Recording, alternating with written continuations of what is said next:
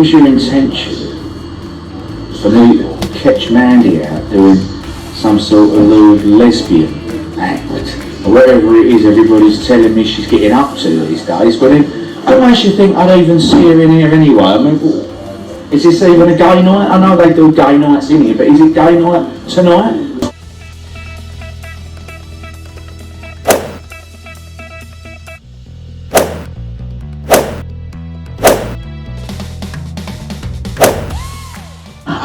I've had a lot on my mind. It's been one of those nights again. I had one too many drinks last night. I passed out.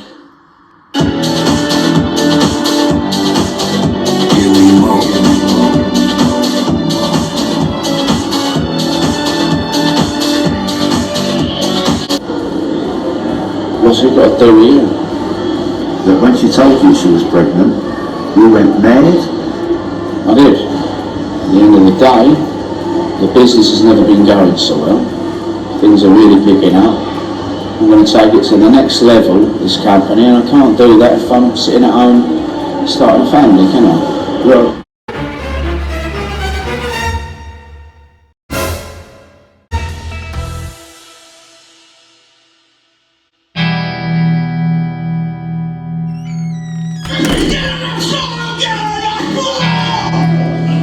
Basically what I'm looking for is a scrubber. A scrubber? Somebody that's prepared to get dirty. Yeah. I don't know what to say. Get down on your knees. A divorce? I would jump in front of a train for her. I love her to bits. No, I don't want to. Are you seriously asking me to divorce the love of my life? Your daughter? I mean... You're lost for words, aren't you? Yeah. I thought good businessmen could bullshit anything. I didn't mean anything. So you don't fancy me then? I think you're very nice. I think, regards to the club, I'm going to give that one a miss. Cool. But you have a good time, and don't worry, I'll look after you. Let me just grab my tape measure out of the motor. Cool. And I'll sort this out for you, Sweet. Tommy. All right, mate? You Good take man. care. Thanks a lot, mate. All right. Thank you. Cheers. You have got to be the best looking bird I've set my eyes on in about 2 or 3 years. I bet you said it to all the women. Oh yeah, no, I mean no.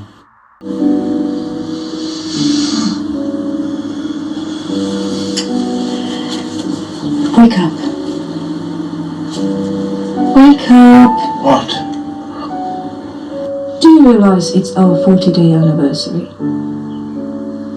40 days together. Feels like yesterday, huh? Well, how time's flying. And you still don't talk about her much? I prefer to forget her. I wish we'd never met up. You must have loved her to get married. She was an achiever, driven. We met at university. As soon as the course finished, we sort of drifted apart on our own ways. It must have been 5 years before we met up again. In a romantic location, no doubt. Hardly. It was a seminar for the clothing industry. You don't look the designer type. I wasn't. I used to buy end-of-the-line stuff from the British market and sell it to places like India. Really? Yeah. We just reconnected, I guess. Got married a few months later and merged our companies.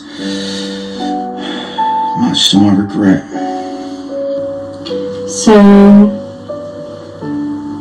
how long were you together? A little under 2 years. We both travelled a lot, but a lot of our travels were like pleasure rather than business. Yeah, you don't have to say anymore. I know. So how about you? I mean, I have a reason for forgetting my previous life, but you've not told me anything about your love life. nothing to say really. After university, I moved in with Swenson. He was Danish, but we parted 6 weeks later. I mean, he was just boring. Like, this boring. No, it's not. So how did you become this free spirit? I guess I wasn't happy. I was just so tired of my father's diplomatic lifestyle. I was so protected. I guess I wanted to rebel, just do something for myself. And then I met a group of artists at a music festival, and they had a completely different view of life. And they were all so happy.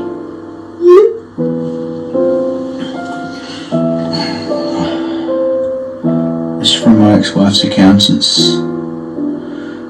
They want me to meet in town today. Just do it. You need to do it now. Just a couple of more minutes. Now! You can't put it off any longer. What about the text? No. Phone. Phones are alright, but texts are just as good. Sometimes. But on this occasion, you must phone. Where is the number? Surely you know it. Here it is. Here it goes. Mwah. At last! Can I have sweet and sour chicken, beef and black bean sauce, 2 fried rice, hot and sour soup, please? Thank you.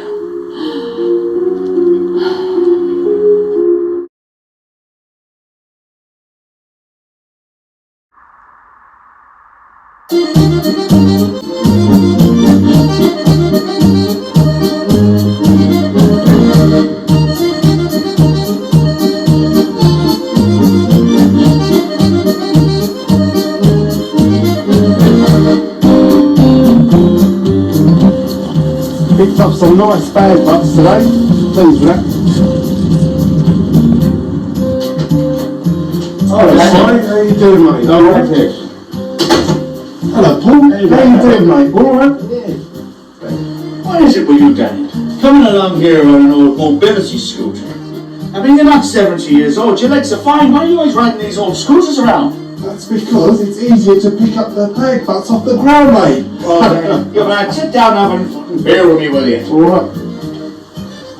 How you been anyway, alright? Yeah, I've been keeping well. You all right? Yeah, not too bad. It's a White Star refreshing cider. Now, these should be 99 pence, but because I drink 12 or 13 of them a day, they do them for me for 89 pence. And you know what? It's not hurt me none of it. All it's done to me is cost me my liver, but apart from that, I'm all good to go. So that's for you. I love cider. Thank you very much, mate. I want you to join the club and be a happy man like me. And what you got there in the bag, Daniel? This is the jackpot. We've hit the jackpot. The best bag butts in Romford, my friend. Yes, you're a good grafter. Look at that. What? Like it's Christmas morning. I've got a lovely little surprise for you. Right there in the bedroom. A nice little stripper. That's what you spend your money on, mate. Now, Sarah, would you like to come in and say hi to me mate Daniel? Oh, Daniel, she's look. a bit of all right, Swanee. Look at the nice big Hello, darling. It's a nice bit of strawberry tart, isn't it? Why don't you come and sit yourself down on old Danny boy's lap here? Okay. Oh, that's a sexy woman. I do love her. Oh, she's lovely, mate. Do you know, Lovely.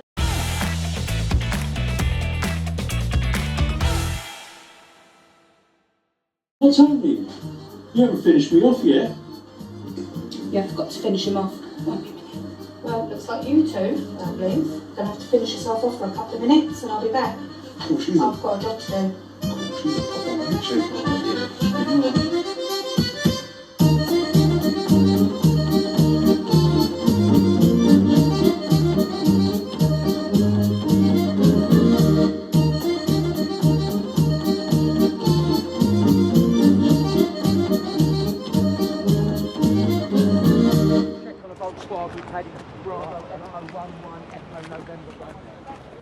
There's someone in the back here. Charlie, check the back, will you? you want to jump out, mate? Can you jump out the vehicle, please? Oh, come on, mate, out you come.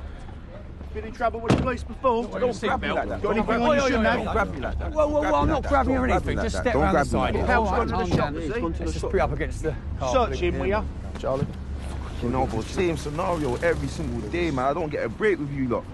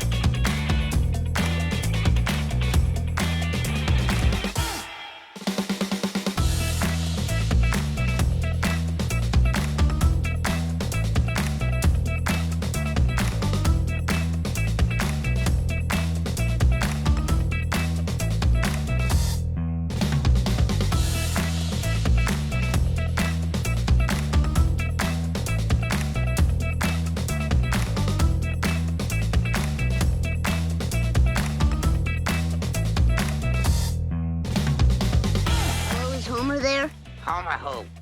Homer sexual. Wait 1 second, let me check. Homosexual? Come on, one of you guys has gotta be homosexual. You are a smelly pirate hooker. You look like a blueberry. Why don't you go back to your home on Whore Island? Well, you have bad hair. What did you say? I said, your hair looks stupid. Now, but obviously you still have to abide by the social distancing rules, don't you, to protect yourself and those around you. So I'm hoping that by the end of this year we'll see the end of it. Fingers crossed, anyway. Yeah. So what advice would you give somebody then, Swaley, who would like to embark down the pathway in the acting and TV and film industry? Well, I would definitely, recommend getting some good training. It doesn't necessarily have to be the big top name schools. I mean, not everybody's fortunate enough to be able to go to Sylvia Young's or Anna Shearer's, Lambda. But I've known people to go to local little unheard of drama groups and become very, very good actors. I think if you're passionate enough for it and you really love acting and love movies and love being creative and performing, that you can do well no matter where you go. Some people have got it in their head that, if I go to the big top RADA and all this, I'll be great. Well, not necessarily. So to answer your question anyhow, I would strongly suggest training. I meet a lot of people that think that you can just be an actor, yeah, I'm great, and when it comes down to actually working, they realise just what goes into it, that they've had no training, yet they call themselves professional actors. But the advice I would give is just go out there and, get the training and show respect for the industry by doing that. I mean, I wouldn't show up on a building site and say, well, I want to go and build that wall because I know I can do it when I've never had any experience. And I think that's the same with this industry, not knocking anybody that, is trying to give it a go without any training. Good luck to. But you definitely just get some kind of training. If amateur dramatics, your local theatre, doesn't cost a fortune to do, and it really will benefit them because it shows as well on their CVs that they take it seriously, and it's not just a phase they're going through where they want to be rich and famous like so many people just want this phase without putting any work into it.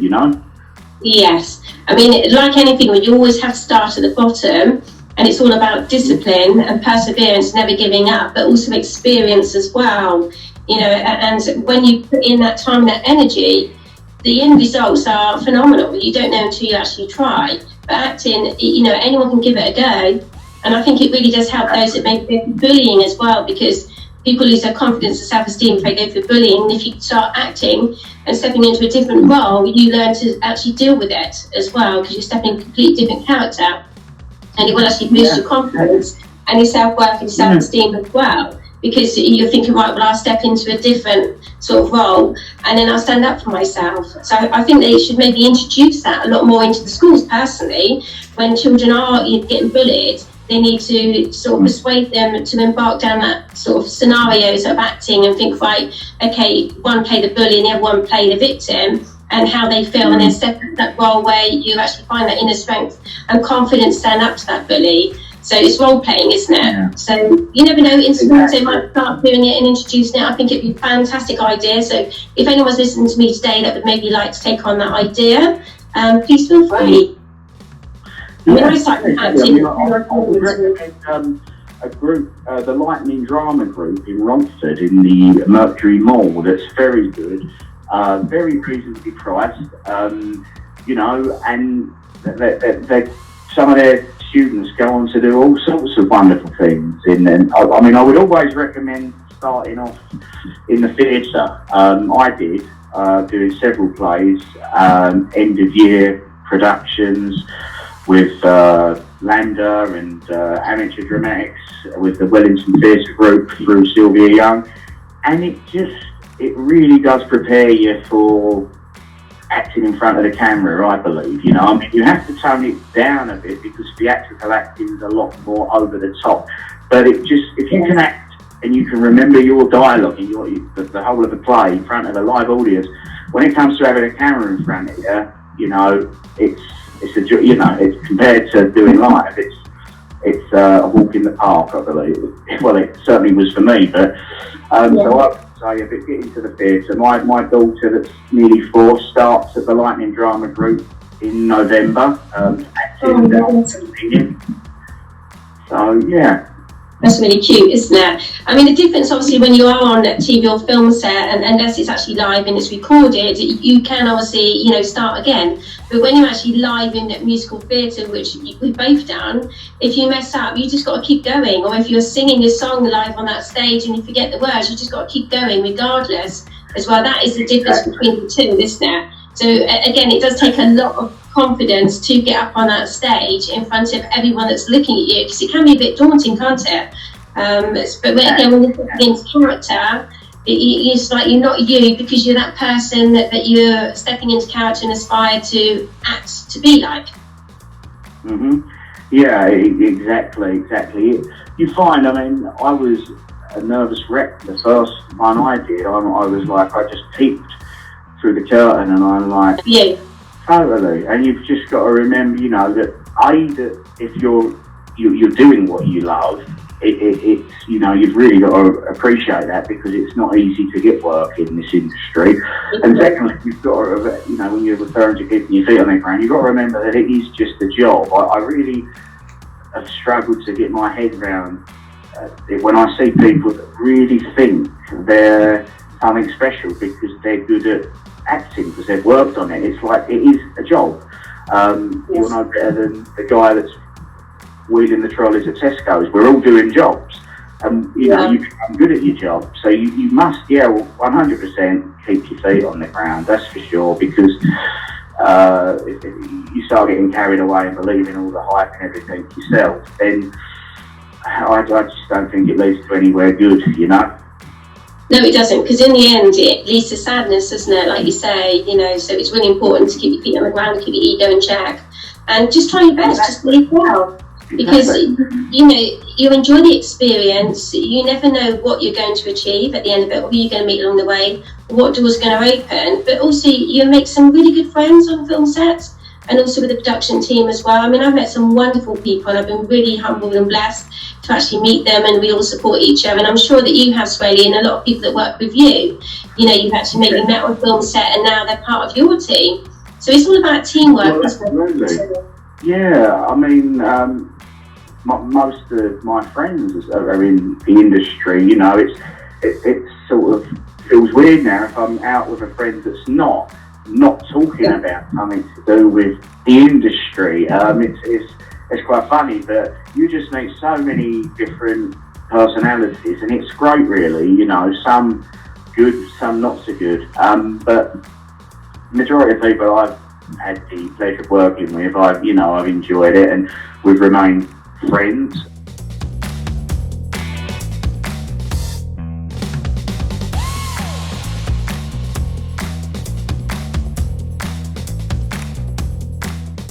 Didn't like it. So yeah, just really proud of that particular film, you know. So with regards to the actual film, for those that haven't watched it, please could you tell our viewers a little bit about the storyline and how you came about writing it in the first place? Yes, it wasn't me that wrote that. It was Paul Gardner and Alan Colgrave.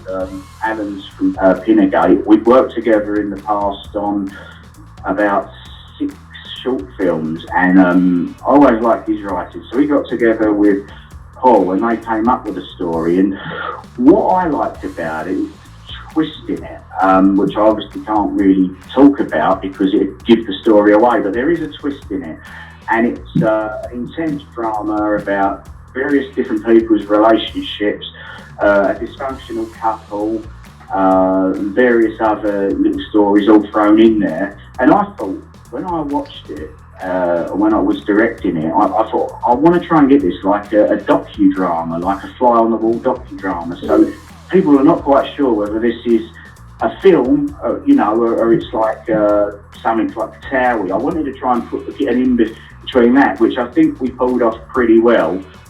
We were then lucky enough to have Minouche Capital involved with, although she played a small role in the film, but then she helped us out with a soundtrack, and her voice is amazing. It's just, in my opinion, it made the film come to life. We had Christian Davidson help out with the musical score on the film.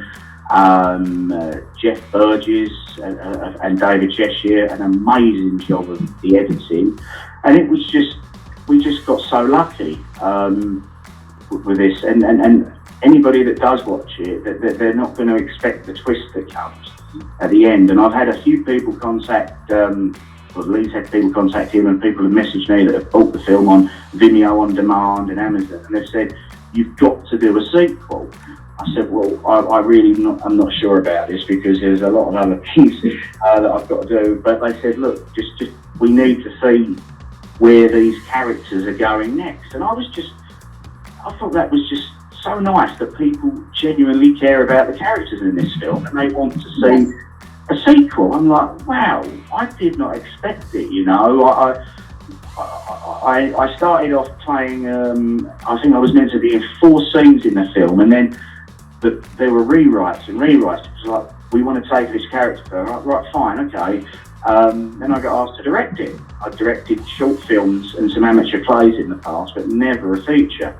And I'm like, I'll give it a go for you guys. And yeah, to have the feedback, some of the lovely reviews on IMDb and the reviews on Amazon, people that have watched the film, and the majority of them are very positive. And it choked me up actually when I read some of them. I'm like, wow, because I don't do something and think to myself, wow, that's great. You know, I look at myself in a scene and I'm like, oh gosh, you just look at, I could do with maybe losing a little bit of weight, or I could do with sort of working on that sort of style of acting. Or I never watch and go, well, you look great, well, you're a great actor, ever. And I think anybody that does is a little bit bizarre. But, yes. I think being self-critical was okay, as long as you're not overly self-critical to the extent where you're trying to be perfectionist, because no one's a perfectionist at the end of the day, are they? No one's perfect.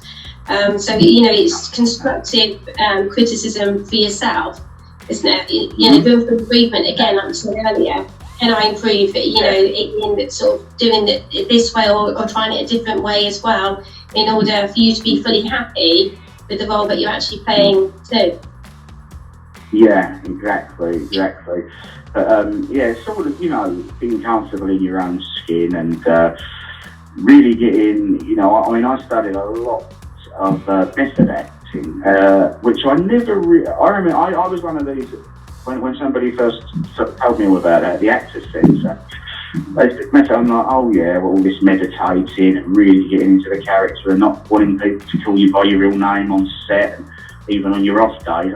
It's a bit mad. But then I saw a different side to it, and I thought, you know, I want to give this a go, and I really want to get into the skin of the characters. And I totally, after doing some Meisner training at the Barking and Dagenham College, I just did a 10-week course in Meisner, Stanford Meisner, which is the art of method acting. And I just loved it, and I thought, you really, really enjoy playing a character more when you're playing it as a method actor and really believing you're that. And so, you know, I'm now one of these people that would advise anyone to do some method training. When at the start I thought it was all a bit ludicrous, but it just goes to show you, until you try something, you shouldn't really judge it, should you, you know? No, you shouldn't. And you've also recently been in a music video. I mean, I've been talking with Moino about doing some music videos for my latest song releases. But you've also been in one just recently with Jay Keats. And I noticed on Facebook someone said he's your brother. Is that just, you know, a brother from a different mother or something, as you guys tend to like say it? Or is he truly your brother? He's truly my brother. Oh, really? Oh, I didn't realise that. Did you ask me this music video? Because he found this on Facebook. I didn't realise he was your brother. I saw you in the actual acting scene of It's Reckless, isn't it, the music video? Wow, so it must be wonderful having your brother that's a singer and doing the rapping, and you doing like these sort of movie production and directing. So have you thought about maybe getting him involved in a project, maybe doing a bit of rapping? Yes, we've worked together a few times. He also attended Sylvia Young, my brother. We're you know, I'm one of 6 children. It's myself, then James, who's Jay Keys, Sonny, Shane, and Shannon and Sinead, my 2 younger sisters.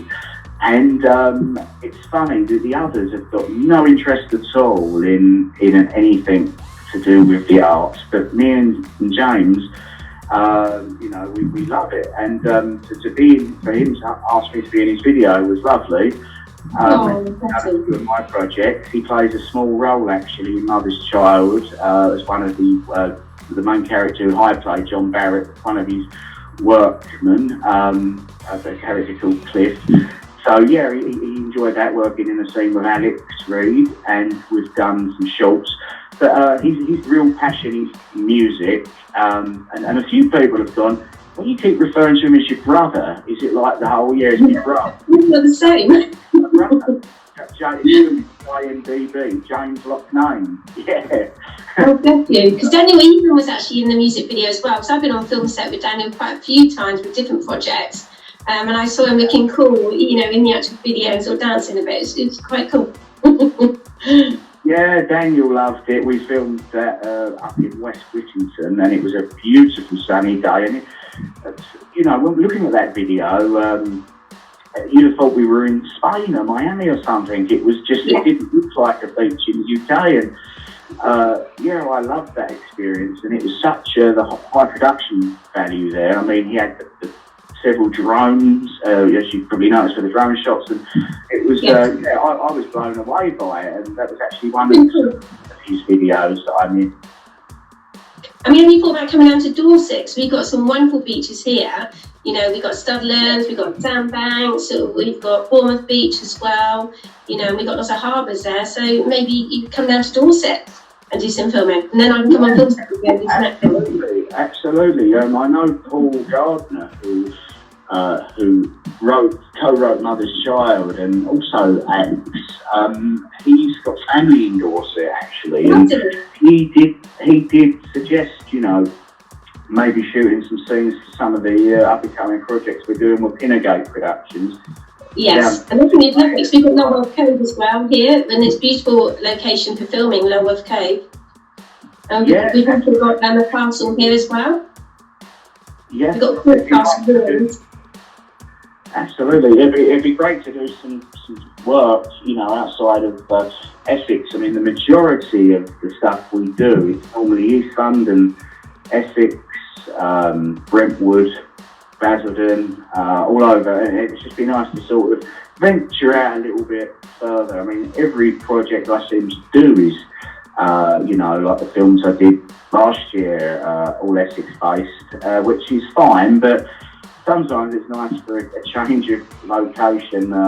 You know, it's always fun to sort of do the whole Warner Brothers Pinewood shoots because it's nice to get out that way.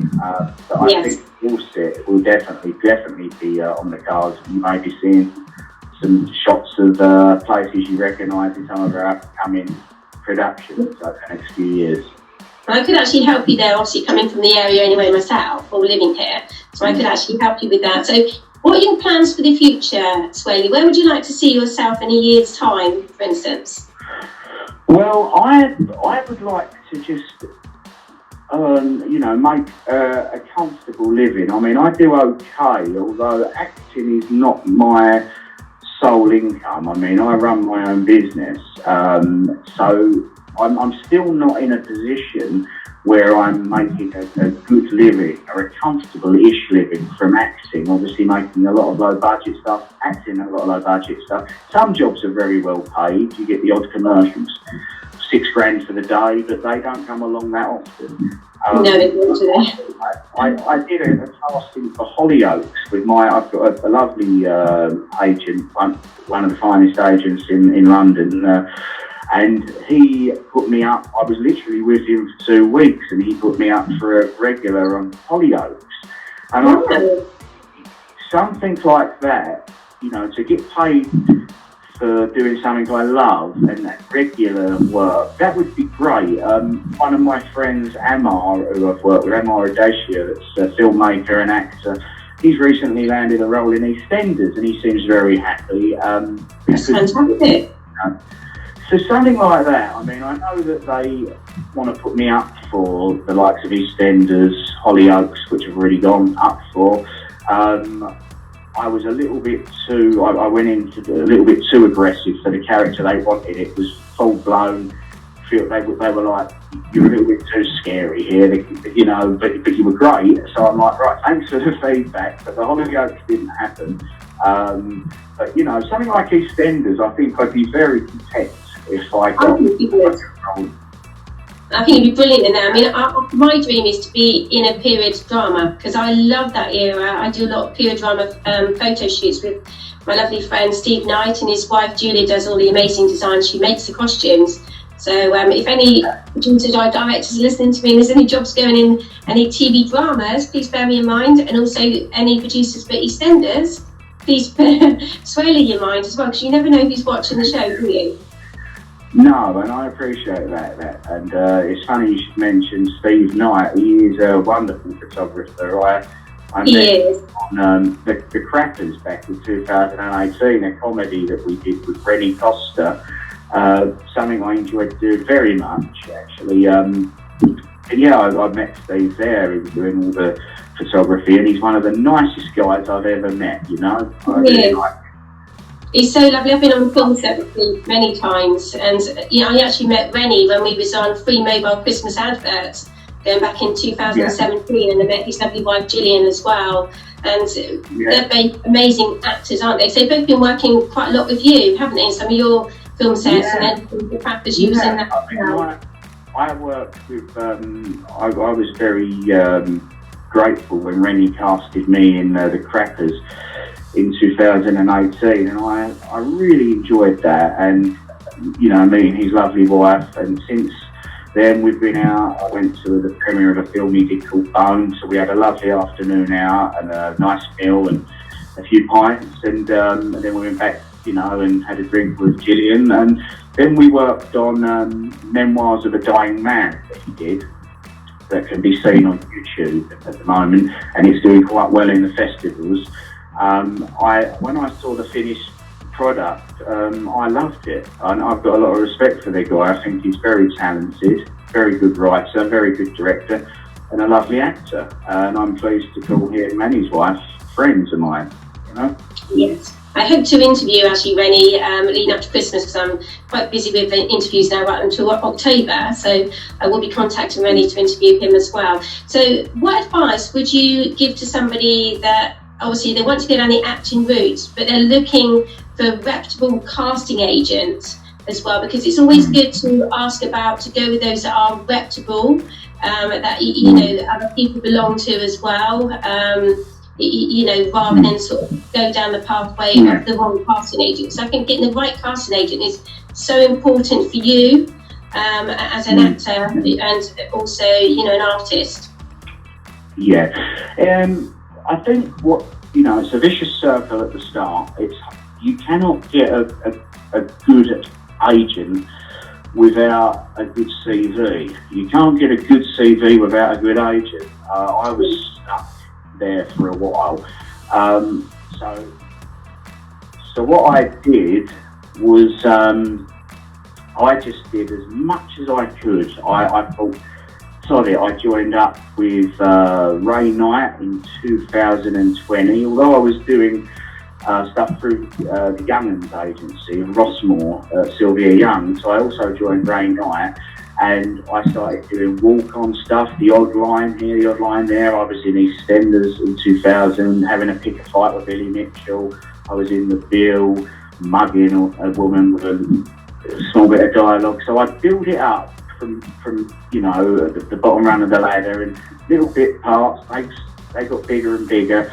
So then once I started getting something half decent on the CV and using whatever material I had, at the time I'd get a friend to record me with a camcorder, and then it'd be put onto a VHS tape back in early 2000s, and that would be sent to an agent with a CV and several knockbacks. You know, come back when you've got more experience, come back when you've got your equity card. But I couldn't get my equity card without, I think at the time it was 4 contracts, professionally paid speaking roles, which I believe is similar now for Spotlight, which I went straight onto Spotlight because I was a child actor on Spotlight. But I do understand now that several people are struggling to get on there because of how fussy they are. Well, it was the same back over 20 years ago with equity, and at the time it was a lot more of a bigger deal. It was like, well, you need your equity card. So I went through several different agents that were okay, but they had like 400 people on their books, and you'd ring them up and they'd go, who is it? You go, well, it's me. Oh yeah, that's right. And well, there's nothing this week. So, you know, there's a lot of times where I felt like throwing the towel in and going, oh my gosh, you know, this is a lot of work. But, you know, I kept with it, and gradually through networking and a lot to do with luck as well, being cast in several things that interest the right agents. So it's just a case of jumping in there, doing as much as you can, trying to do quality stuff. Unfortunately, there's stuff that's going to be unpaid, but you know, I had to do that in order to get the paid stuff. I'm still doing things unpaid, you know, not everything, but some things, because that's where I may have something great, like to show a really good agent, which what I did, and they took me on. So without doing the unpaid one, I wouldn't have got the good agent. So just try and build up a body of work. Networking is a big thing in the industry. Be professional, show up on time. You know, just try and do the best you can, and just try and ignore negative criticism, you know, and staying positive. And if you are not confident in certain areas, then work on that. That's, you know, I went to an audition to play in America before I did the 3 American jobs I've done, where I sounded like ridiculous. I tried to do a New York accent, and they went, do yourself a favour, mate, go back home and work on that. So I just watched American films, American movies. I'd pause it, I'd listen to the actor, then take it back, and so on, and just keep on until I got it perfect. And the next time I went to an audition for an American, I knew that I was going to, you know, blow them away, which is how you want to feel when you go into an audition, you know. And you also had the experience as well. I mean, I remember being on a casting myself for Tuesday's Child, and it was going back a few years ago now for the World Cup. It was a Gala Bingo advert, and there was a production team there, and they wanted me literally to sort of run around as if I was an aeroplane and skid on my knees. And I had them in fits of laughter. I was laughing my head off myself. I think they loved it so much they got me to do it 5 times. And it wasn't until I was actually on the train on the way back from London, they did actually ring up the casting agent saying that I was shortlisted down to the last 2. But unfortunately, I didn't get it because they gave it to a young lady who's done a lot of other things with them. So I was a bit gutted, really, but it was a good experience because you can have a giggle, can't you, when you're doing these auditions as well. And I think the good thing is to laugh at yourself. And not take yourself too seriously when you get it wrong, because if you do, then you sort of get disheartened and you think, oh, I'm not bothering anymore, you know, and you do have to persevere in this industry and not give up. You know, it's really important that you keep going because eventually you will get where you want to be, hopefully. But enjoy the experience that you have along the way and the wonderful people you meet. Yeah, exactly. You know, I'm saying, you know, you must always be as professional as you can, but at the same time, not take it too seriously in the sense where you then take yourself seriously. I think when I've been to auditions and had to do some ridiculous things, you know, one of the last castings I went on for a commercial was to just be shoving crisps in my mouth and coughing, and then laughing, and then coughing and choking. And I think you've got to just think, sod it. Who cares? If you go in there, you know, trying to take it, you've just got to think, sod it. And whatever they want you to do, you know, I've never turned any castings down. I just go in there now and think, I'm going to make a fool of myself. I mean, I know I can't dance to save my life, but I've been to auditions where they've wanted someone that was like an okay-ish dancer, and I've just gone for it and got the job. So you never know, do you? If you don't try, you'll never know. Exactly. You've got to think, you know, I'm in this business. I you know, let's just go for it and try it. You know, if I want you to make that. I had one where they wanted me to turn into like a werewolf / dog and start barking and screaming, and I thought, wow, there's a really attractive sort of casting women there, casting directors, and they're like, and I'm like, wow, I come in trying to be the cool guy, and now I've got to do this, and there was no real warning, and I'm like, you know what? I said, wait there a minute. I went and messed up all my hair and everything, made myself look a bit of a state, pulled my shirt out and just went in there and went for it. And they were like, wow, you really don't give a damn. And I'm like, no, you can't, you know. It's all about enjoying the journey. It's got to be fun. If you took it so seriously, you'd end up having a nervous breakdown. I would have done right now. But like you say, it is all about fun along the way, because with that Gala Bingo advert, I was meant to have won like £100,000, and I was jumping up and down screaming, you know, being really excited about winning £100,000, but the young lady got the casting, she wasn't very excited at all, and I thought, gosh, it was a bit disappointed when I saw the actual advert, because I was like jumping up and down really excited. But again, it's you know, it's all about the process of change, and sometimes you will get rejected, but just enjoy it regardless. You know, absolutely. Good fun, isn't it? 9 times out of 10 you're going to be rejected. That's called an aspiring actor, you know, who can say that you could talk to Tom Cruise and he would tell you stories about that. Brad Pitt, you know, everybody's been through it. You're going to get 1% of the, unless you're very, very lucky. I mean, I believe a lot to do with whenever I speak to successful actors, that there's always that I got lucky here, or I was in the right place at the right time. I believe law of attraction. Yeah, some of the stuff, the stuff I've done, it was just. I'd be there. I was there on a film set for a feature film, and I went along with a friend one day, and they said, "We like the look of you. Do you want to do some dialogue in a scene?" And I went, "Yeah, definitely." And I did, and that led to then another speaking role. So it was right place at the right time, you know. I mean, yes. I find that, you know, luck plays a part in it. It really does to a certain extent, you know. And synchronicity, I do believe in fate and synchronicity events as well. Because I mean, if I hadn't been on that London Heist gangster movie with Rennie and Gillian and my best friend Tracy, we wouldn't have been in the free mobile Christmas advert going back in 2018, I think it was. And that was, you know, obviously the same production company were filming that, which was Full 73. So I was really blessed, and I, you know, sang in the choir, and we had great fun. It was a wonderful experience, and we enjoyed the parties with people. Yeah, it's funny how things, you know, they can pop into place and fate plays a role. Yeah, it's like I've met people on other sets and we've gone off and worked together. Like with Mother's Child, there's a few guys there that came along to play barman and whatnot, and then we've ended up hitting it off as friends, and they're now playing roles in the next short film, you know. So yeah, definitely the networking. I mean, my phone before I got seriously into acting again, I probably had about 30 contacts. Because of acting, working in the industry, I probably got over 500, and it's like, wow.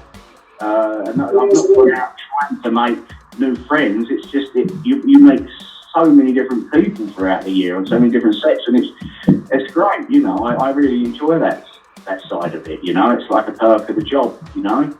Yes, and networking as well. So how can our viewers get in contact with you, Swale, if they'd like to maybe, you know, sort of audition to be in one of your future movie roles, or would like to maybe book you for one of their movie roles? How can they get in contact with you? Well, that, you know, anybody can get in contact with me on social media. I'm on Twitter, I'm on Instagram. Just type the name in. Facebook, I've got my acting page, I've got my website. The details of my website are on my Twitter and Instagram.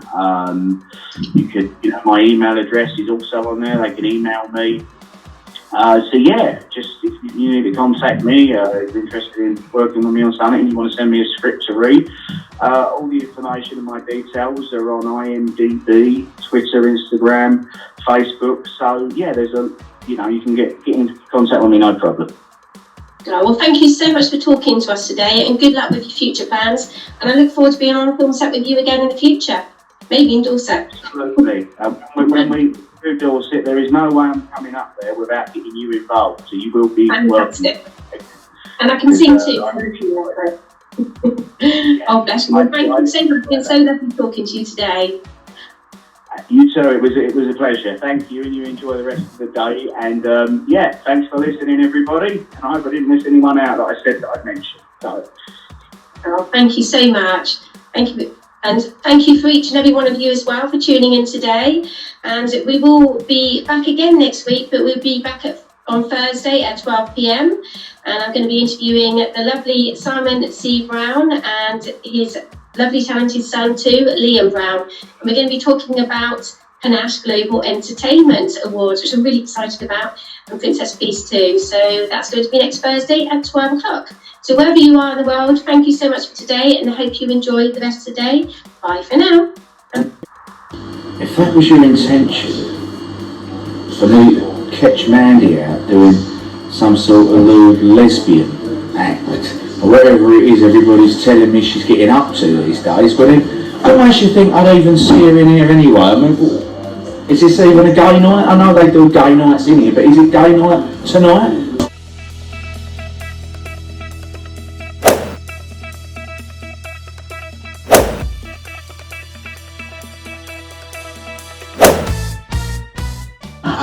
I've got it all on my mind. It's been one of those nights again.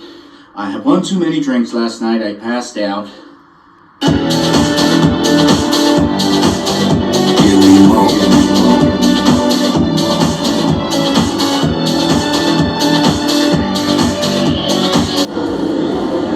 What's it got to do with you? That when she told you she was pregnant, you went mad? I did. At the end of the day, the business has never been going so well. Things are really picking up. I'm going to take it to the next level, this company, and I can't do that if I'm sitting at home starting a family, can I? Well,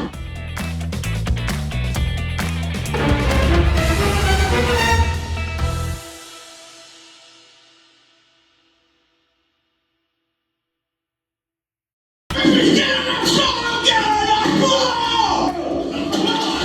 I'm looking for is a scrubber. A scrubber. Somebody that's prepared to get dirty. Yeah. I don't know what to say. Get down on your knees. A divorce? I would jump in front of a train for her. I love her to bits. No, I don't want to. Are you seriously asking me to divorce the love of my life? Your daughter? I mean... You're lost for words, aren't you? Yeah. I thought good businessmen could bullshit anything. I didn't mean anything. So you don't fancy me then? I think you're very nice. I think, regards to the club, I'm going to give that one a miss. Cool. But you have a good time, and don't worry, I'll look after you. Let me just grab my tape measure out of the motor. Cool. And I'll sort this out for you, Sweet. Tommy. All right, mate? You Good take man. care. Thanks a lot, mate. All right. Thank you. Cheers. You have got to be the best looking bird I've set my eyes on in about 2 or 3 years. I bet you said it to all the women.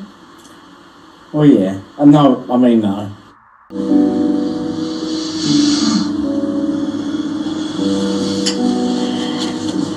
Wake up. Wake up. What? Do you realize it's our 40-day anniversary? 40 days together. Feels like yesterday, huh? Well, how time's flown. And you still don't talk about her much? I prefer to forget her. I wish we'd never met up. You must have loved her to get married. She was an achiever, driven. We met at university. As soon as the course finished, we sort of drifted apart on our own ways. It must have been 5 years before we met up again. In a romantic location, no doubt. Hardly. It was a seminar for the clothing industry. You don't look the designer type. I wasn't. I used to buy end-of-the-line stuff from the British market and sell it to places like India. Really? Yeah. We just reconnected, I guess. Got married a few months later and merged our companies. Much to my regret. So, how long were you together? A little under 2 years. We both travelled a lot. But a lot of our travels were like pleasure rather than business. Yeah, you don't have to say anymore. I know. So how about you? I mean, I have a reason for forgetting my previous life, but you've not told me anything about your love life. Nothing to say, really. After university, I moved in with Swenson. He was Danish, but we parted 6 weeks later. I mean, he was just boring. Like, this boring. No, it's not. So how did you become this free spirit? I guess I wasn't happy. I was just so tired of my father's diplomatic lifestyle. I was so protected. I guess I wanted to rebel, just do something for myself.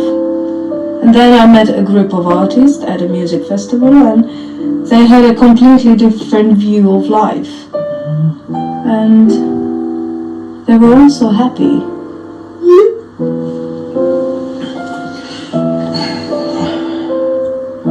It's from my ex-wife's accountants. They want me to meet in town today. Just do it. You need to do it now. Just a couple of more minutes. Now! You can't put it off any longer. What about the text? No. Phone.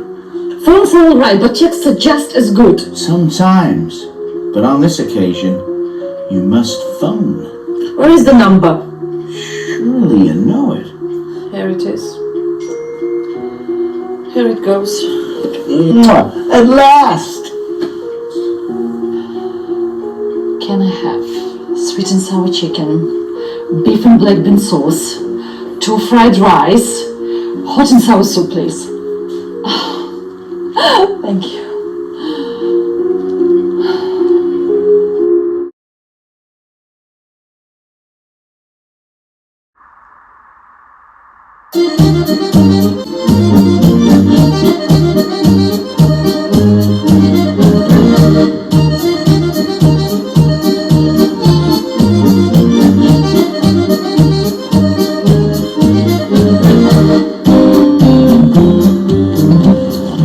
Picked up some nice spare butts today.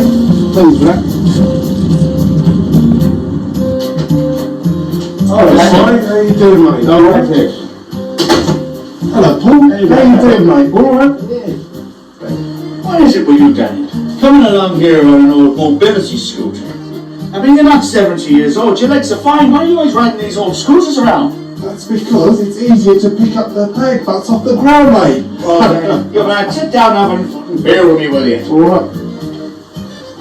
How you been anyway, alright? Yeah, I've been keeping well. You all right? Yeah, not too bad. It's a White Star refreshing cider. Now, these should be 99 pence, but because I drink 12 or 13 of them a day, they do them for me for 89 pence. And you know what? They've not hurt me none of it. All it's done to me is cost me my liver, but apart from that, I'm all good to go.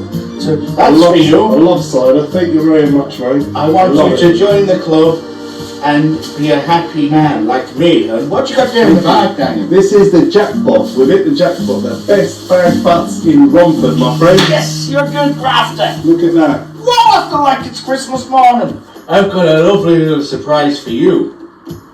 Right there in the bedroom. A nice little strap. That's what you spend your money on, mate. Now, Sarah, would you like to come in and say hi to me mate Daniel? Oh, Daniel, she's look. a bit of alright, sweetie. Look at the nice bit. Hello, darling. It's a nice bit of strawberry tart, isn't it? Why don't you come and sit yourself down on old Danny boy's lap here? Okay. Oh, that's a sexy woman. I do love her. Oh, she's lovely, mate. Do you know, lovely.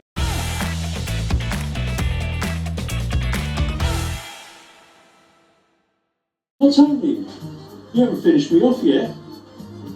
Yeah, I've got to finish him off. Won't be a minute. Well, looks like you two, I believe, gonna have to finish yourself off for a couple of minutes and I'll be back. Oh, she's I've got a job to do. she's a proper mate, she.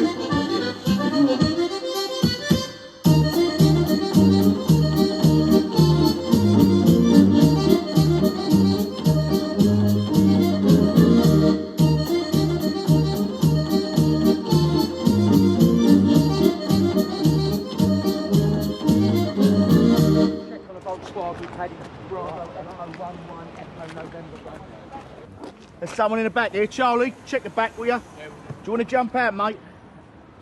Can you jump out of the vehicle, please? Oh, come on, mate, out you come. Been in trouble with the police before? Don't grab me like that. Got anything on you shouldn't have? Don't grab me like that. Well, I'm not grabbing or anything. Just step round the side. Help's gone to the shop, Let's has he? just put it up against the car. Search him, will you? Charlie. You know, but same scenario every single day, man. I don't get a break with you lot.